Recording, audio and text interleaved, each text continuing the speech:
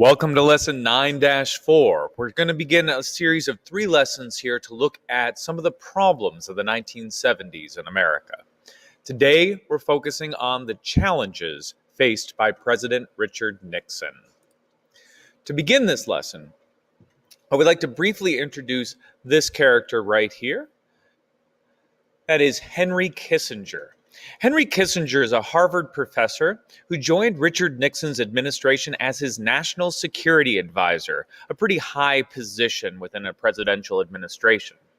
Kissinger was one of Nixon's closest allies, and he transformed, some would say revolutionized, American foreign policy beginning in the Nixon days. His advice has been sought by every president of the United States since Richard Nixon, continuing to President Trump today. Richard Nixon is a very old man, but he is still around and kicking. Now, with Kissinger's help, Nixon hoped to focus on foreign policy. He wanted to be a foreign policy president and leave domestic issues to his cabinet. Let his cabinet handle everything at home. He was going to be our foreign policy guy. Now, the nation, unfortunately, was facing a lot of domestic problems. A poor economy had settled in because of high inflation. That means the value of American money was decreasing. Both houses of Congress were also controlled by Democrats who opposed most of his domestic plans. And Nixon was then forced to shift his attention away from foreign policy, which was really his strength, and give a lot of time and attention to his domestic agenda instead. One of those goals that he had hoped his cabinet could manage was the ending of President Johnson's Great Society. This was his largest domestic goal because he wanted to cut the overall cost of running the American government. So Johnson's Great Society programs had to go. Nixon, to do this, wound up vetoing congressional bills that would fund education and low-cost housing, 2 of the big pillars of the Great Society. Congress needed to reinvest in those, but Nixon had the power to veto that spending, and he did so. Nixon also, though, gained large bipartisan support, saying basically that it wasn't the job of the federal government to fund these, although they should be funded. And if states want to fund them, they can. We just want to shift that power back to the states. So Nixon advocated for a revenue sharing program where federal taxes would be collected, but then a large amount of that money would be given back to the states and local governments to spend as they saw fit. This was revenue sharing, and initially, most Republicans and Democrats both supported that idea. Another challenge faced by Nixon was law and order. During Nixon's campaign, he had promised to restore what he called law and order. That is, he wanted to end all of this social unrest that was caused by the civil rights and war protests. He saw that those were criminal organizations and performing criminal activities, trespassing and gumming up the public spaces with these protests. Nixon blamed a loose interpretation on the Constitution for rising crime issues, not just the protests, but other rising crime throughout the era. And he wanted judges and Supreme Court justices that would be more strict with the laws and apply those laws more forcefully throughout the United States. And he had a advantage in which he got to appoint 4 new Supreme Court justices during his time on as president. Now, he wasn't president for 2 full terms. He only got about a term and a half before he will leave office. But 4 Supreme Court justices, that is a huge impact on the American judicial system for any president, even one who gets to serve a full 8 years. Nixon also uses the FBI and CIA to investigate Americans. And this is where Nixon's legacy gets a little bit tarnished, using these organizations to increase investigations on Americans who are protesting. Keeping in mind, protests are legal activities, But Nixon wanted to find other, perhaps illegal activities that protest leaders were involved in. And so he initiated investigations into these people without evidence of a crime, but instead in hopes that he might find evidence of a crime. This is not legal. And these investigations increasingly expanded to not only cover civil rights leaders and anti-war leaders, but also his political opponents.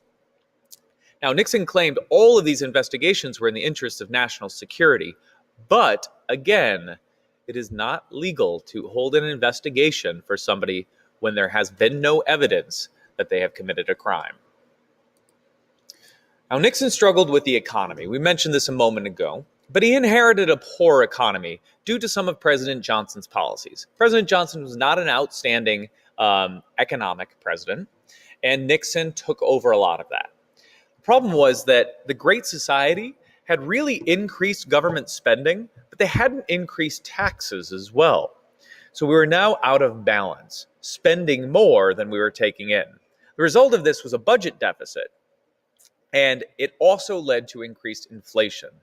More government money was being pushed out into the economy, making the value of each one of those dollars as an issue of scarcity. The value decreased, and inflation was sweeping away the American economy. So what is inflation? Well, inflation is when too much money is introduced. If you think about it, things are valuable because they are scarce. And once everybody has something, it becomes less valuable. When there are many, many, many more dollars in an economy, the value of each dollar decreases. So if you've saved a lot of money, your savings are losing value. And inflation causes problems because the new money in the economy is not distributed equally. So if you're a person who saved up your whole life and you're now retired, you're not bringing in any new money, your value of your retirement, your savings, is shrinking and shrinking rapidly. If inflation is high, additionally, and worker pay does not increase, poverty increases. More people become poor. If the cost of living increases 10% per year, but your salary only increases 2% per year, that's like getting an 8% pay cut every year. It makes it hard to live.